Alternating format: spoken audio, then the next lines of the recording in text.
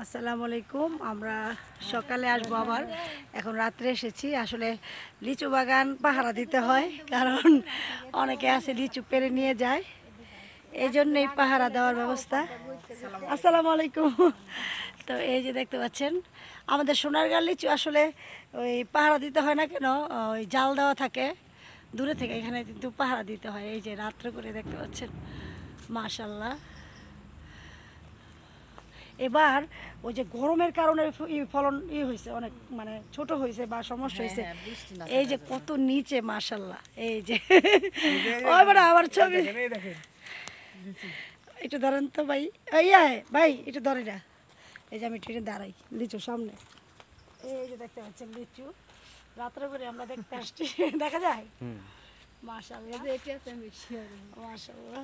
ওই আছে সাপোরে ওই যে ওদিকে অনেক সুন্দর, লাইটটা গোল গেল। এটা আম বাগান না?